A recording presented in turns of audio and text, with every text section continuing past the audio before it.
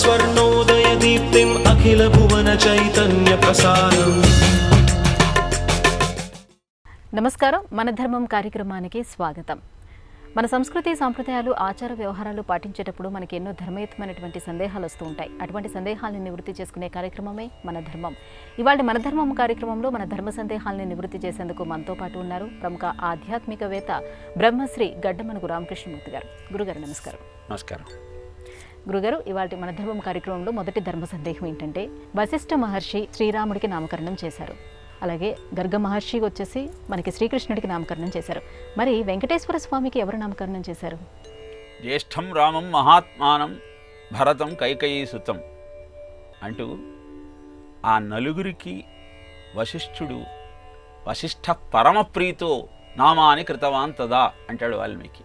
ఎంతో ఇష్టంగా రాముడికి రామ అన్న పేరు పెట్టాడు వశిష్ఠుడు. అలానే ఉరకరారు మహాత్ములు అంటూ గర్గ మహర్షి వచ్చినప్పుడు నందుడు తన బిడ్డను చూపించగానే కృష్ణ అని నామకరణం చేశాడు. మరి వెంకటేశ్వర స్వామికి ఎవరు నామకరణం చేశారు అంటే, కృతేతు నరసింహభూ త్రేతాయాం రఘునందన ద్వాపరే వాసుదేవస్య కలౌ శ్రీ వెంకటనాయక. ధర్మం 4 పాదాల నడుస్తున్నప్పుడు భగవంతుడి యొక్క బాధ్యత తగ్గుతుంది. ఎందుకంటే అంతా ధర్మబద్ధంగా జీవనాన్ని గడుపుతున్నారు కనుక. ధర్మం ఒకే పాదం మీద నడుస్తున్నప్పుడు తన బిడ్డలకు ధర్మాన్ని బోధించటం కోసం, నేనున్నానన్న అభయాన్ని కలిగించటం కోసం వెంకటేశ్వర అన్న నామాన్ని ఆయనే పెట్టుకున్నాడు. ఆయనకి వేం అంటే సర్వపాపాని వేం ప్రాభు కటత్త దహనముచ్యతే అంటారు. అంటే పాపాలన్నింటినీ కలిపి వేం అన్న అక్షరంతో సూచిస్తే కట అంటే దాన్ని తీసేసేది ఆ వెంకటేశ్వర స్వామి.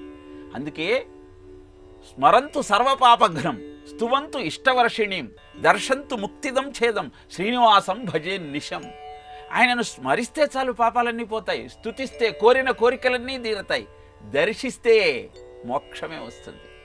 ఆ సత్యాన్ని తెలియజేయటం కోసం తిరుమల కొండ మీద కట్టి వరద హస్తాలతో నిలబడి కూర్చుంటే లేవటానికి ఆలస్యమవుతుందన్న ఆలోచనతో కటాక్షించడానికి సిద్ధంగా ఉన్న ఆ స్వామి తన పేరును వెంకటేశ్వర అని పెట్టుకొని మరీ మనల్ని కాపాడటానికి సిద్ధంగా ఉన్నాడు.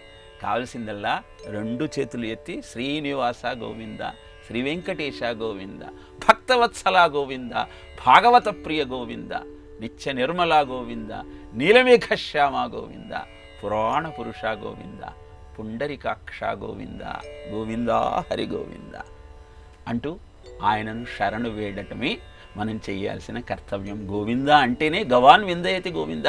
నీకు ఆనందాన్ని కలిగించటం కోసం ఆవిర్భవించిన అవతారమే కలియుగ దైవమైన వెంకటేశ్వర స్వామి అవతారం. ఇంకొక విషయం ఏమిటి అంటే, మనం ఎంత అదృష్టవంతులము అంటే, వెంకటేశ సమోదేవ నభూతో న భవిష్యతి. ఇంతకు ముందు వెంకటేశ్వర స్వామి లాంటి దైవం లేరు, మళ్ళీ రారు. మళ్ళీ రారని ఎందుకంటారు అంటే, కేవలం 28వ చతుర్యుగంలో మాత్రమే భక్తులను అనుగ్రహించటానికి ఆ స్వామి వెంకటేశ్వర అవతారం దాల్చి వైకుంఠాన్ని భూమండలం మీదకి తీసుకువచ్చి విరజానదిని స్వామి పుష్కరిణిగా అవతరింపజేసి మనను కటాక్షించడం కోసం అక్కడ వేంచేసి ఉన్నారు. కాబట్టి ఆయనను భక్తితో కొలిచే ప్రయత్నం చేద్దాం. మానవ జన్మను చరితార్థం చేసుకుందాం. గురుగారు, ఇక మరో సందేహం. కార్తెలు అంటే ఏమిటి? రోహిణీ కార్తె ఎండలకు రోళ్లు కూడా పగిలిపోతాయని అంటారు కదా. ఈ కార్తెలకి అలాగే శీతోష్ణ స్థితులకి ఏమైనా సంబంధం ఉంటుందా? కార్తెలు అంటేనే వ్యవసాయక పంచాంగం అనవసరమ్మా.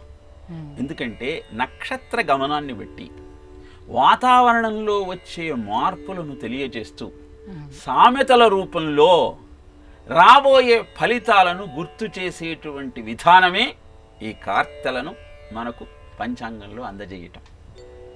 సూర్యోదయం సమయంలో ఏ నక్షత్రం అయితే దగ్గరగా ఉంటుందో అది ఆ కార్తెగా పిలువబడుతుంది. 27 నక్షత్రాలు ఉంటాయి, 27 కార్తెలు. ఒక్కొక్క కార్తెకి ఒక్కొక్క ఫలితం ఉంటుంది. అశ్విని, భరణి, కృత్తిక, రోహిణి అంటూ సాగుతుంది ఆ నక్షత్ర గణన. అశ్వినిలో వర్షాలు కురిస్తే అంతా నష్టం. భరణిలో వర్షాలు, ధరణి ఎండదు. రోహిణి ఎండకు రోళ్ళు పగిలిపోతాయి. ఇలా సామెతల రూపంలో జరగబోయే తత్వాన్ని తెలియచేస్తూ వ్యావసాయిక దేశమైన భారతదేశంలో సూర్య చంద్రుల గమనం గణించటం ఎంత ముఖ్యమో తెలియచేస్తూ జీవుడిని, సాధకుడిని, రైతును ముఖ్యంగా సరియైన మార్గంలో మార్గదర్శకం చేయటం కోసమే ఈ కార్తెలు ఏర్పాటు చేయటం జరిగింది. అందుకే రోహిణి కార్తెలో రోళ్ళు పగిలిపోయే అంత ఎండకొస్తుంది అని మనకు తెలియజేస్తోంది భారతీయ విజ్ఞానం. ఎప్పుడైతే భారతీయ జీవన విధానాన్ని మనం మన సొంతం చేసుకుంటామో అప్పుడు శీతోష్ణ స్థితుల నుంచి, కాల ప్రభావం నుంచి ఆ భగవంతుడి యొక్క కృపను అందుకునేటువంటి విధి విధానాన్ని తెలుసుకుంటూ ముందుకు సాగే అవకాశం మనకు దొరుకుతుంది. గురుగారు, వేదాంగాలు ఉపవేదాలు అని అంటూ ఉంటారు కదా, ఈ రెండు వేరువేరా ఒకటేనా? వేరువేరమ్మా. వేద అంగములు అంటే శిక్ష, వ్యాకరణము, జ్యోతిష్యము, ఛందస్సు, నిరుక్తి, కల్పం. ఎందుకంటే అఖిల ధర్మాలు వేదంలో ఉన్నాయి. ఆ వేదాన్ని అధ్యయనం చెయ్యాలి అంటే నీకు కొంత విజ్ఞానం కావాలి. నిరుక్తి అనేది వేదంలో చెప్పబడిన ప్రతి శబ్దానికి అర్థం ఏమిటో తెలియచేస్తుంది. జ్యోతిష్యము ఏ సమయానికి ఏ గ్రహస్థితి ఎలా ఉంటుందో తెలియజేస్తూ నీ బాధ్యతను నీకు గుర్తు చేస్తుంది. వేదస్సులో ఉన్న ఆ మంత్రముల యొక్క ఛందస్సు వివరాలు మనకు ఛందస్సు ద్వారా తెలుస్తాయి. ఇలా శిక్ష, వ్యాకరణము, ఛందస్సు, జ్యోతిష్యము, నిరుక్తి, కల్పము యజ్ఞయాగాది క్రియలు చేయటానికి అవసరమైన విజ్ఞానం అంతా మనకు కల్పంలో సిద్ధిస్తుంది. అందుకే వీటినన్నింటినీ వేద అంగములు అంటారు. ఇక ఉపవేదాలు అంటే ఒక్కొక్క వేదానికి ఒక్కొక్క ఉపవేదం ఉన్నది. ఆ వేదాన్ని నువ్వు అధ్యయనం చేస్తూ ఆ విషయాన్ని తెలుసుకోవచ్చు. ఋగ్వేదం ఉపవేదము, ధనుర్వేదం. అలానే సామవేదము, అధర్వణ వేదము. ఋగ్వేదము, సామవేదము, యజుర్వేదము, అధర్వణ వేదము. ఈ 4 వేదాలు కూడా 4 ఉపవేదాలుగా చెప్పబడుతున్నాయి. కనుక ఉపవేదాలు, వేదాంగాలు రెండు వేరువేరు కానీ ఒకటి కావు. గురుగారు, ఇక మరో సందేహం ఏంటంటే, జాతక చక్రాన్ని ఉపయోగించి మనకి గ్రహదోషాలు ఏమున్నాయో తెలియజేస్తారు. ఆ గ్రహదోషాలకు దానాలను చేయమని చెప్తూ ఉంటారు. దానం చేస్తే గ్రహదోషాలు తొలగిపోతాయా? అసలు జాతక చక్రం అంటేనే పూర్వజన్మలో ఇతను చేసినటువంటి కర్మలను అనుసరించి ఈ జన్మలో ఇతని యొక్క స్థితిని తెలియజేసేటువంటి అద్భుతమైన విజ్ఞానం. ఇప్పుడు పూర్వజన్మలో నువ్వు చేసిన పాప పుణ్యాలను అనుసరించి ఈ జన్మలో నీ స్థితి ఏర్పడింది. కనుక ఆ గ్రహస్థితిని అనుసరించి ఈ గ్రహ దోషాలు ఏమిటో నువ్వు గుర్తించగలిగితే, ఆ దోషాన్ని పోగొట్టుకోవాలి అంటే ఆ గ్రహాన్ని సంతుష్టపరచటం కోసం జపం చేయాలి. జపం చేయడం సాధ్యం కానప్పుడు ఆ ధాన్యాన్ని దానమిస్తూ వేరే దానాల వల్ల ఆ పాపాన్ని ఎలా క్షయం చేసుకోవచ్చో తెలియజేసేదే ఈ దానముల ద్వారా పాప క్షయాన్ని చేసుకుంటూ, దోష నివారణ చేసుకుంటూ జీవితాన్ని సక్రమంగా ముందుకు సాగించటం. ఎందుకంటే గ్రహముల ప్రభావము ప్రతి జీవుడి మీద ఉంటుంది. సంచిత ఆగమ ప్రారబ్ధ కర్మలే కర్మఫలంగా చెప్పబడుతున్న నేపథ్యంలో నీవు ఒక గ్రహము యొక్క దోషము నుంచి బయటపడాలి అంటే చంద్రుడిది దోషం ఉన్నదనుకోండి, సపోజ్ చంద్రగ్రహం దోషంగా ఉంది. అప్పుడు ఏమవుతుంది అంటే స్త్రీలతో కలహం వస్తుంది, మనస్సు చంచలంగా మారుతుంది. అలాంటి సమయంలో ఏం చేయాలి? స్త్రీలను గౌరవించాలి.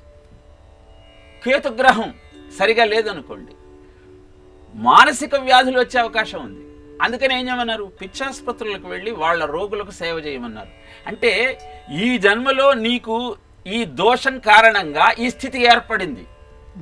దాన్ని పోగొట్టుకోవాలి అంటే తదనుగుణమైనటువంటి కార్యక్రమాన్ని ఆచరిస్తూ సూర్యుడు గనక నీ జాతక చక్రంలో బలంగా లేకపోతే దోషంతో ఉంటే తండ్రితో వైరం వచ్చే అవకాశం ఉన్నది. దృఢమైన కాయం ఉండేటువంటి అవకాశం లేదు. అప్పుడు ఏం చేయాలి? తండ్రిని గౌరవించు, ప్రతివాడిని తండ్రిగా ఆదరించు అంటూ సామాజికమైనటువంటి స్పృహని నీలో కలిగిస్తూ బయటపడటం కోసం సూర్యుడికి గోధుమలను దానం చెయ్యి. సూర్యగ్రహ దోషం ఉన్నట్టయితే, గురుగ్రహ దోషం ఉన్నట్టయితే శనగలను దానం చెయ్యి. చంద్రగ్రహ దోషం ఉంటే బియ్యాన్ని దానం చెయ్యి. ఇలా ఒక్కొక్క గ్రహము యొక్క దోషమును తొలగించుకోవటం కోసం దానంతో పాటు ఇంకా ఏం చెయ్యాలో కూడా చెబుతారు. అవన్నీ చేయటానికి సాధ్యం కాకపోతే కనీసము ఆ ధాన్యాన్ని దానం చేస్తూ ఆ దోషం నుంచి బయటపడే ప్రయత్నం చెయ్యమంటూ జ్యోతిష శాస్త్రం అద్భుతమైనటువంటి ఉపాయాన్ని మనకు తెలియజేసింది. కనుక జీవితం అంతా కర్మ ఫలమే. వాటిని పోగొట్టుకుంటూ జీవితాన్ని సరైన మార్గంలో నడుపుకుంటూ పరమాత్మను చేరుకునే ప్రయత్నం చెయ్యమని చెప్పటమే భారతీయ జీవన విధానంలో గ్రహ దోషాలు ఉన్నప్పుడు తదనుగుణమైనటువంటి దానం చేస్తూ ఆ దోషాన్ని పరిహారం చేసుకోమంటూ మనకు తెలియజెప్పే అద్భుతమైన జీవిత సత్యం. గురుగారు, నారద మహర్షిని త్రిలోక సంచారి అని, అలాగే కలహ భోజనుడు అని కూడా అంటారు కదా, ఎందుకు నారద మహర్షిని ఈ రకంగా చిత్రీకరించారు? నారదుడికి పురాణ రీత్యా చూస్తే దక్షుడి శాపం ఉందమ్మా. దక్షుడు అశక్ని అనేటువంటి అమ్మాయిని వివాహం చేసుకున్న తర్వాత, ఎందుకంటే మనకు దక్షుడు ప్రసూతిని వివాహం చేసుకొని 60 మంది కన్యలకు జన్మనిచ్చినటువంటి వృత్తాంతం తరువాత ప్రాచేతసో వృత్తాంతంలో దక్ష జన్మ జరుగుతుంది. అక్కడ అశక్నిని వివాహం చేసుకొని మొదట 10,000 మంది అర్వ్యష్యులకు జన్మనిస్తాడు. వాళ్ళందరినీ సృష్టిని పెంచమని, దానికోసం తపస్సు చేయమని పంపిస్తే వాళ్ళంతా తపస్సు చేసి శ్రీమన్నారాయణుడి సాక్షాత్కారం పొందిన తరువాత నారదుడు అక్కడికి వచ్చి, మీరు సృష్టిని పెంచేటువంటి ప్రవృత్తి మార్గంలోకి ఎందుకు వెళతారు? అలా వెళ్ళకండి, భగవంతుడిని తెలుసుకోవటం కోసం మీ ప్రయత్నాన్ని ప్రారంభించండి అంటూ వాళ్లను నివృత్తి మార్గంలో వెళ్లే విధంగా నియోగిస్తాడు. ఈ విషయాన్ని ఆయనే వెళ్ళి దక్షుడికి తెలియజేస్తాడు. దక్షుడు బాధపడి మళ్ళీ 1000 మంది పుత్రులకు జన్మనిస్తాడు, శబలాశ్వులు. వాళ్ళను కూడా సృష్టిని పెంచమంటాడు. వాళ్ళు వెళతారు, వాళ్ళు తపస్సు చేస్తారు. వాళ్ళ దగ్గరికే నారదుడు వెళ్ళి, మీ అన్నలు ఏ మార్గంలో వెళ్ళారో అలానే నివృత్తి మార్గంలో వెళ్ళండి, ప్రవృత్తి మార్గంలోకి వచ్చి మీ జన్మను ఎందుకు వృధా చేసుకుంటారు అని చెప్తాడు. ఇది దక్షుడికి తెలిసి అగ్రహోదగ్రహుడైతాడు. నీవు ఈ విధంగా ప్రతివాడిని గృహస్థాశ్రమానికి దూరం చేస్తే దేవరుణము, పితృరుణము, ఋషిరుణము ఎలా తీరుతుంది? కాబట్టి నువ్వు అందరిలో అపఖ్యాతి పాలవుతూ త్రిలోక సంచారివై తిరుగుదువుగాక అని శపిస్తాడు. కానీ పురాణంలో ఏ సంఘటన జరిగినా అది లోక కళ్యాణం కోసమే. అలా తిరగటం వల్లనే బాధపడుతున్న వ్యాసుడి దగ్గరికి వచ్చి ధాతవు అంటూ ఆయనకు భాగవత రచనకు స్ఫూర్తినిచ్చాడు. వాల్మీకి దగ్గరికి వచ్చి తపస్వాధ్యాయనరతం తపస్వి వాగ్విదాంవరం నారదం పరిప్రపచ్చ వాల్మీకిం మునిపుంగమం, రామాయణ రచనకు ఆయనను ప్రేరేపించాడు. ఇలా నారం దదాతి ఇది నారదః అని అర్థం. నారం అంటే జ్ఞానం అనే అర్థం ఉంది, నారం అంటే నీరు అనే అర్థం ఉన్నది. జ్ఞానాన్ని పంచినవాడు నారదుడు. మోయించు వీణనెప్పుడు వినిపించు ముకుంద గీతముల వాయించు అఘాళి ఇట్టి మతిమరిగలడే అని నారదుడి యొక్క అద్భుతమైన దైవభక్తిని, ఆయన లోక కళ్యాణం కోసం చేసేటువంటి కార్యక్రమాలన్నింటినీ వివరిస్తూ ఆ నారద తత్వంలోని ఆంతర్యాన్ని మనకు తెలియజేసింది పురాణం. నారద భక్తి సూత్రాలు చాలా ప్రసిద్ధి చెందాయి. భక్తి అనేది ఎలా ఉండాలో తెలియజేశాడు నారద మహర్షి. కాబట్టి నారదుడు పూర్తి జ్ఞానానికి ప్రతీక.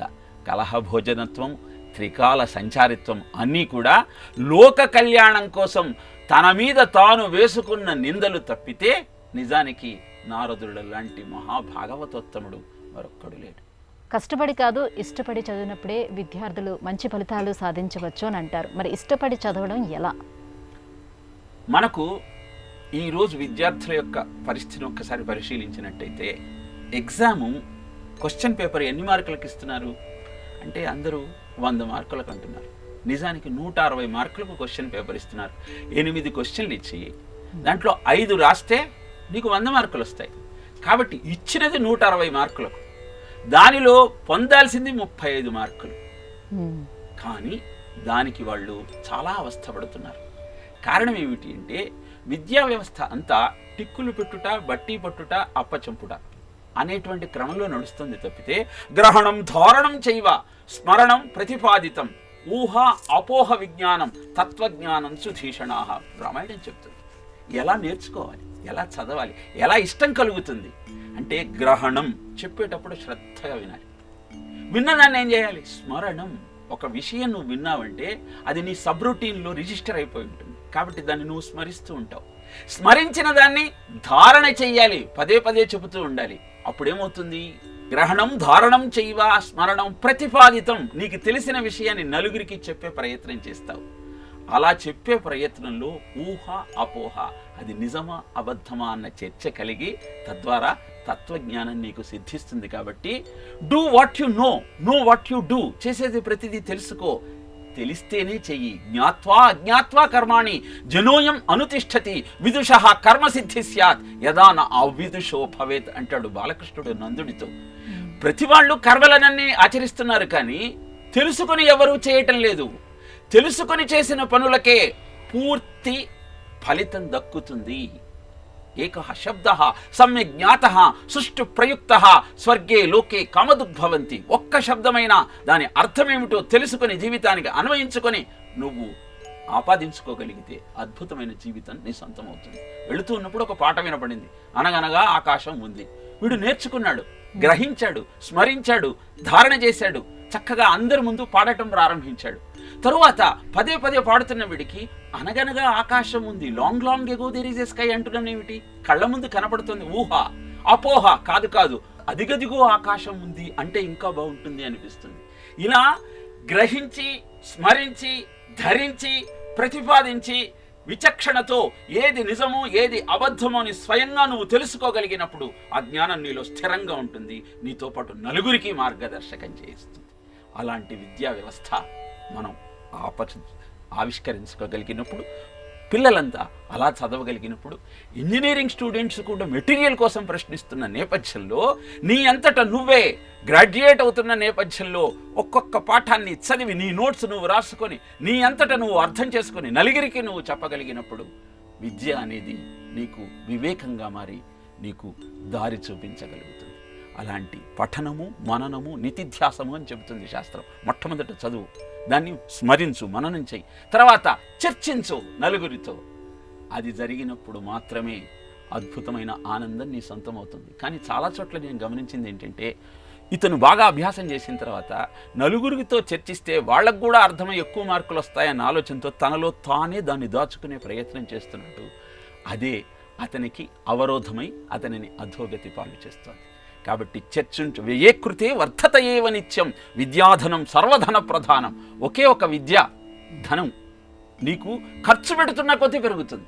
నభాతృభాజ్యం నచ భారకారి. నీకు భారం కాదు మొయ్యటానికి. 1 కోటి రూపాయలు ఉంటే మోసుకు వెళ్ళటం కష్టమేమో, కానీ కొన్ని వేల గ్రంథాలు చదివితే ఆ విజ్ఞానాన్ని నీతో తీసుకువెళ్ళటం నీకేమాత్రం కష్టం కాదు. నీ అన్నదమ్ములు వచ్చి దాన్ని పంచుకుంటాను అని అనరు. నువ్వు ఖర్చు పెడుతున్నా కొద్దీ పెరిగేది విద్యా ధనం. కాబట్టి దాన్ని ఎలా చదవాలి, ఎలా ఆచరించాలి, ఎలా నలుగురికి తెలియజేయాలి అని రామాయణం లాంటి గ్రంథాలు, అద్భుతమైన పురాణాలు వివరించాయి. కనుక ఆర్షవాంగ్మయాన్ని అభ్యసిస్తూ అద్భుతమైన ఆనందాన్ని అందుకోవటానికి అవసరమైనటువంటి శిక్షణను మనం పొందుతూ పిల్లలకు అందించే ప్రయత్నం చేద్దాం. గురుగారు, ఇక మరో సందేహం. విఘ్నాధిపత్యం కోసం గణపతి అలాగే కుమారస్వామి ఇద్దరు కూడా పోటీ పడతారు, గణపతి విజయం సాధిస్తారు. అప్పుడు కుమారస్వామికి కోపం రాలేదా? వచ్చిందమ్మా.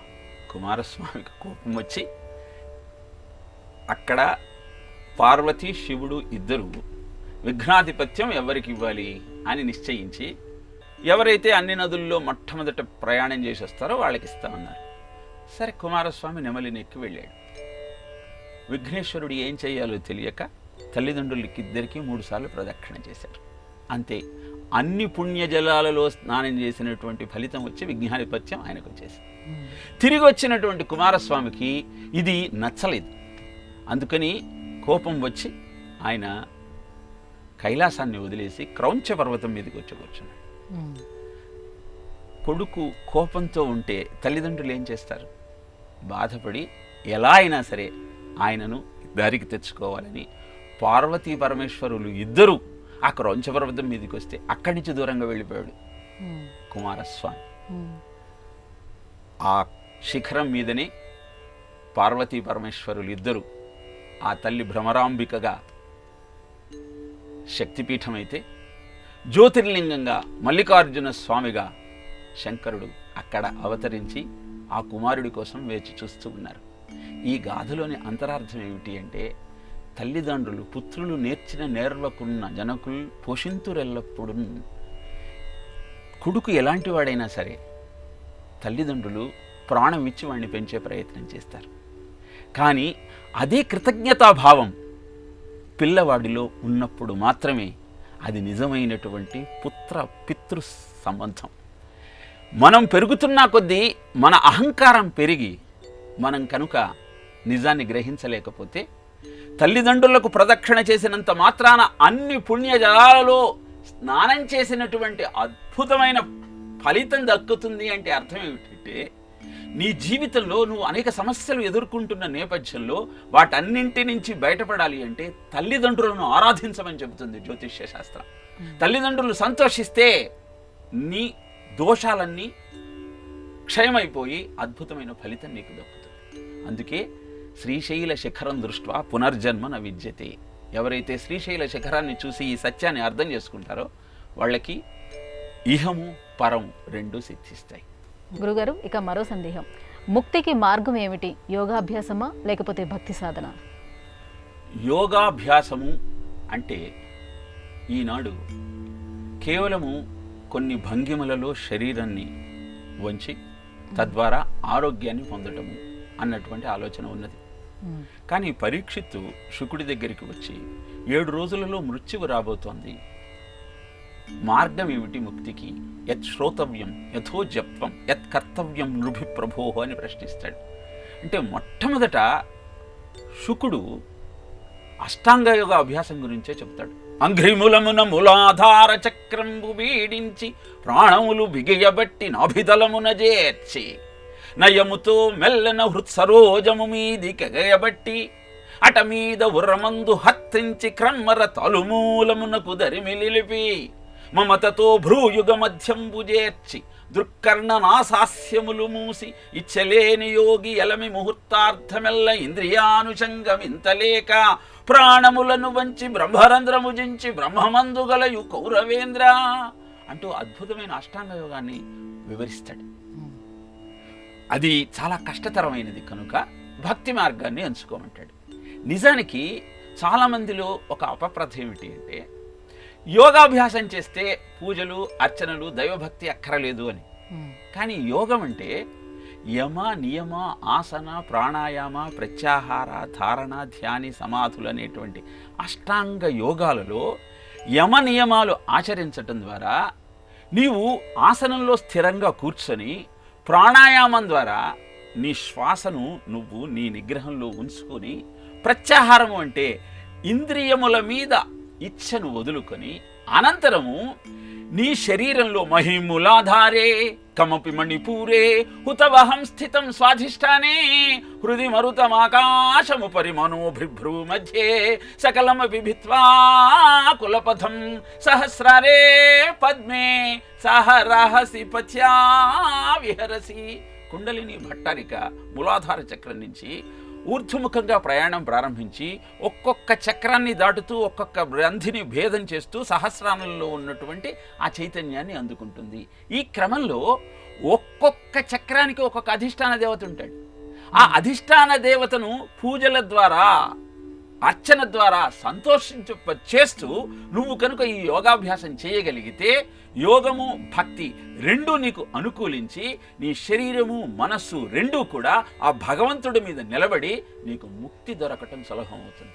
అంతేగాని యోగాభ్యాసం చేస్తున్నాం కాబట్టి భగవద్భక్తి అక్కరలేదు అనుకోవటం అంత సముచితం కాదు. కనుక యోగాభ్యాసం ద్వారా చిత్తవృత్తి నిరోధ యోగ అంటాడు పతంజలి. పరిపరి విధాలుగా వెళుతున్నటువంటి నీ ఆలోచనను నిశ్చలంగా ఉంచగలిగినది యోగము. అథ యోగానుశాసనం అని ప్రారంభిస్తాడు. అంటే యోగము ద్వారా నీకు అనుశాసనం, క్రమశిక్షణ అలవడుతుంది. 7 దాకా నిద్రపోయేవాడు 5కే యోగా చెయ్యాలన్న సంకల్పంతో ఎప్పుడైతే సాధన ప్రారంభిస్తాడో అప్పుడు అనుకోకుండా 4కే బ్రహ్మముహూర్తంలో మెలకువ వచ్చి అద్భుతమైన అభ్యాసం ఆయన శరీరాన్ని, మనస్సును అతని యొక్క స్వాధీనంలో ఉంచి ఆనందాన్ని ఎలా అందుకోవాలో. యోగ కర్మసు కౌశలం, efficiency in proficiency is yoga. నువ్వు చేసే ప్రతి పనిలో అద్భుతమైనటువంటి నైపుణ్యం నీకు అందిస్తుంది. సిద్ధ్యసిద్ధో సమోభూత్వా సమత్వం యోగ ఉచ్యతే. అనుకున్న పని కాకపోయినా ఆత్మహత్య చేసుకోవాలన్న ఆలోచన ఎన్నడూ కలగదు. మళ్ళీ ప్రయత్నిద్దామా అన్నటువంటి సంకల్పం పెరుగుతుంది. ఎత్తినే ఎదిన సిద్ధ్యతి కోత్రదోష అంటుంది శాస్త్రం. అంటే ప్రయత్నిస్తున్నా దొరకకపోతే ఎక్కడ దోషం ఉందో వెతుక్కోమని చెబుతుంది. కనుక అలా దోషాలను వెతుక్కుంటూ జీవితాన్ని సరైన పథంలో నడిపించుకోవటానికి అవసరమైనటువంటి సాధన నీకు కావాలి అంటే యోగాభ్యాసం ద్వారా నీలో ఉన్నటువంటి షట్చక్రాలను ఉద్దీపన చేస్తూ, గ్రంథి భేదనం కోసం సాధన చేస్తూ, ఆ అధిష్టాన దేవతలను ప్రసన్నం చేసుకుంటూ నీ జీవితాన్ని సరైన మార్గంలో గడపటానికి వారి సహకారం తీసుకుంటూ ముందరికి వెళ్ళు. Faith faith faith in your self, faith faith faith in God is going to solve all the problems. కాబట్టి భక్తి, యోగాభ్యాసము 2 అవసరమే. అందుకే భగవద్గీత ఒక మాట ఉంటుంది, గీతాధ్యయన శీలస్య ప్రాణాయామ పరస్య చ నైవ సంతి పాపాని పూర్వజన్మ కృతాని చ. ఎవరైతే గీతాధ్యయనం చేస్తారో, ఎవరైతే ప్రాణాయామం చేస్తారో వారు పోయిన జన్మలలో చేసిన పాపాన్ని కూడా పోగొట్టుకోగలుగుతారు. కనుక అలా యోగాభ్యాసాన్ని, భక్తిని పెంపొందించుకొని భవ్యమైన జీవితాన్ని గడిపే ప్రయత్నం చేద్దాం. ఓం. గురుగారు, ఇవాళ మన ధర్మం కార్యక్రమంలో మాకు వచ్చినటువంటి సందేహాలన్నీ కూడా నివృత్తి చేసినందుకు ధన్యవాదాలు. కృష్ణార్పణం. ఇది ఇవాల్టి మన ధర్మం కార్యక్రమం. రేపటి మన ధర్మం కార్యక్రమంలో మళ్ళీ కలుసుకుందాం. నమస్కారం. ఈ కార్యక్రమాన్ని తిరిగి చూడాలనుకుంటే www.youtube.com/ETV Life Spiritual లో చూడవచ్చు.